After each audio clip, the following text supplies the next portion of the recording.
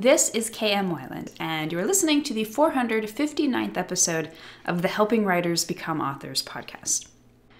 My thanks to all of you for the kind notes after I talked about dealing with some writer's block in my last podcast a couple weeks ago. I'm happy to report it's been a good couple of weeks.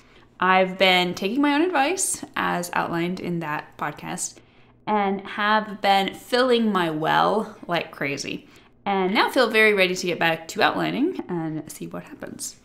I had hoped to get back to the actual writing a little earlier, but ended up with a mild bout of the flu, which gave me a few extra days to focus on chasing after inspiration. But my plans for this coming week are to get back to the outlining. And I feel very positive that with the aid of some beautiful spring weather, fingers crossed on that one, everything is going to take off. In the meantime, I hope you also enjoyed this week's podcast, Plot, Character, and Theme, Fiction's Greatest Love Triangle. Once upon a time, character fell in love with plot. Right from the start, it was a stormy relationship. There was passion, there was romance, there were epic stakes, and conflict, plenty. Sometimes they were pretty sure they couldn't live with each other a moment longer. Sometimes they tried to give each other up altogether. But even the most adamant intentions couldn't keep them apart for longer than a lukewarm novel or two. Inevitably, these two star-crossed lovers always reunited, their reincarnations seeking each other out again and again throughout the ages. They never seemed to realize Theme watched them from afar, love largely unrequited, during all the glory days when fans fervently debated plot versus character. Theme was the one who secretly made the relationship work. Working silently behind the scenes, Theme kept pushing plot and character together, even when they thought they hated each other. Theme gave meaning to their union. Theme made them a team. And so goes the greatest epic saga in all of fiction.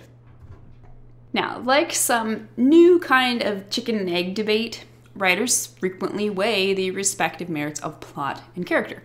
Which came first, which is more important, which is the hallmark of the truly great stories. But this debate is, in my opinion, a false paradigm. To begin with, it's a dilemma with no conclusive answer. Character-driven fiction offers one array of fictional techniques, plot-driven fiction another, both equally valid and important. But even more importantly, this type of either-or questioning tends to ignore the fact that character and plot's relationship is part of a larger triangle, crowned by none other than wispy, metaphysical, powerful, unavoidable theme. So why is theme so often excluded from the grand tug-of-war between plot and character? The most obvious is simply that writers often don't view the theme in the same category as plot and character. Plot and character are concrete pieces of story. Theme seems more like some abstract force. Plot and character are almost always discussed in terms of technique. This is how you do it, kids. Theme, on the other hand, is often referenced with vague hand gestures. Oh, you know, it just sort of happens. In fact, some writers turn this principle of thematic vagueness into a kind of religion. When eager new writers look on high for answers about theme, how do I write this story with a strong theme? The responses are adamantly mysterious. Thou shalt never write theme on purpose.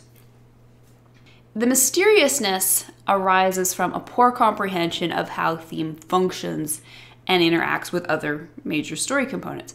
Because poorly executed themes are often those that are most obvious and on the nose, writers sometimes scare themselves off the subject altogether. We evolve from a healthy fear of preachy themes to an irrational avoidance of theme altogether. Now, it's true, powerful, cohesive themes sometimes naturally emerge from a writer's subconscious. But it's even truer that these seemingly subconscious themes inevitably emerge thanks to the author's intentional understanding and use of those other storytelling titans, plot and character. And right there lies the secret. If you can execute your plot and character with understanding and intention, then you are this close to a conscious execution of theme itself.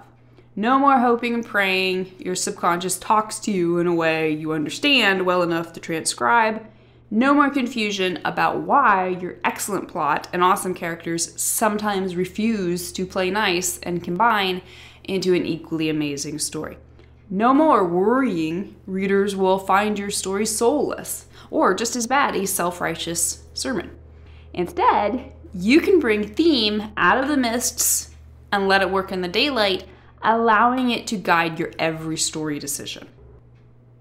Now, in my opening allegory, I cast plot, character, and theme as a triangle, but perhaps an even more helpful geometric figure is that of a circle, representing the unending, regenerative relationship of fiction's big three.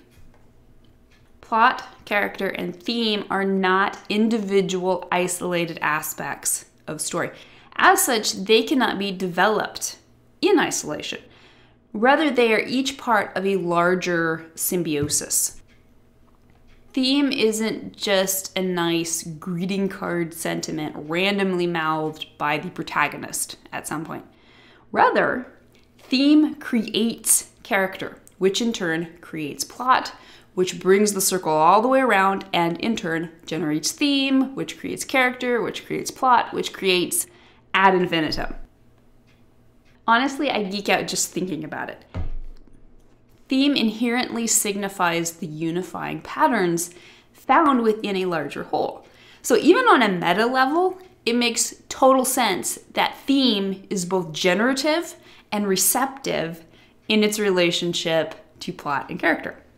In his classic writing volume, The Art of Fiction, instructor John Gardner wrote, "Theme, it should be noticed, is not imposed on the story, but evoked from within it. Initially an intuitive, but finally an intellectual act on the part of the writer." What this means is that you, the writer, have the ability to start with any one of the big three and use it to create cohesive manifestations in the other two. If you begin with a plot idea, character and theme will already be inherent seeds within that kernel. If you begin with character, same deal. And if you begin with theme, no more worries about preachiness. You now have the ability to craft powerful messages that are shown via your plot and character rather than told to readers. At some point, once you become accustomed to looking at plot, character, and theme as three faces of a greater whole, it becomes difficult to extricate one from the other enough to even identify which occurred to you first. Now, as a storyteller, your end goal should be a seamless big picture for readers. One of the most useful processes for reaching that goal is, in fact, mentally breaking down the larger picture and keeping its specific parts separate within your own mind. This alone will dispel the haze of ambiguity surrounding theme. Once you can see what each major piece of the story is and is not, you will have a better understanding of how they relate to and impact one another. Naturally, this is a deep and nuanced subject, one that encompasses all of plot structure and character arc, for starters. I plan to dig deeper into the nuances of theme in future episodes throughout the course of this year. But for now, consider the 3.5 mirroring layers that can be found in almost every part of every story. Layer 1A, exterior plot action. This is usually represented in reactive and active behaviors from the protagonist and other characters.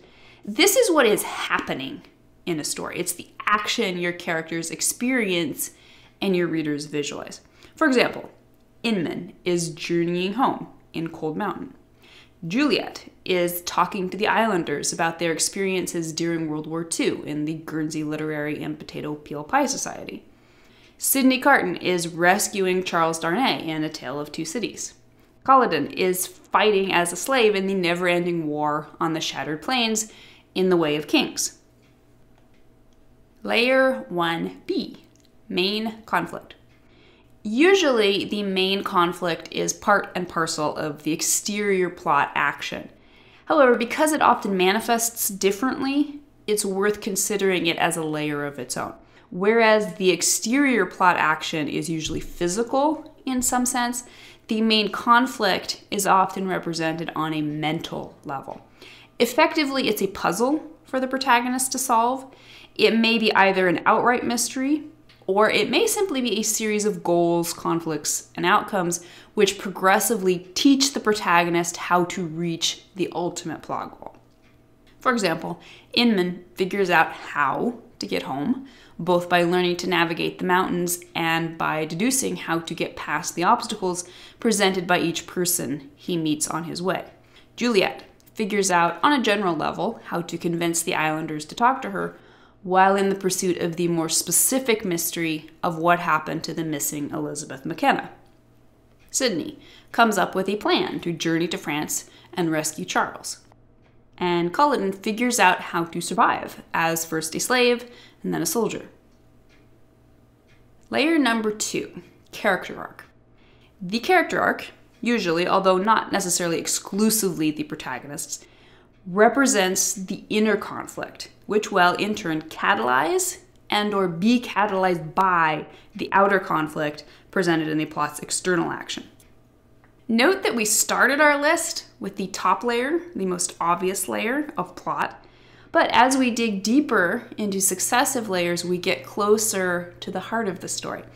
If you think of a story's plot action as an externalized metaphor for the character's inner conflict and growth, you will have discovered one of the key ways in which the abstraction of theme is made concrete within the actual story. For example, Inman battles his own doubt and suffering in his overwhelming desire to escape the Civil War and get home to his sweetheart Ada. Juliet begins falling in love with Guernsey in general and the kind but taciturn Dawsey in particular. Sidney struggles with saving Darnay for Lucy when it means cutting off any hope of his being with the woman he loves. And Kaladin's bitterness over his lot and his hatred for those who enslaved him war with his inherent nobility and his natural leadership skills. Layer number 3, theme. And now we hit bedrock. As the least visible but most important of a story's layers, theme is the realization of all that has gone before. It is the symbolic argument between a posited truth and lie, which is played out in the protagonist's personal arc and throughout the external plot, which in its turn has forced the character's growth. For example, out of Inman's and Ada's separate struggles and ultimately futile attempt to be together arises an introspective theme about the search for meaning in the face of suffering. In falling in love with the simple valor and loyalty found in Guernsey, both during the war and after, Juliet finally discovers purpose and meaning in her own life.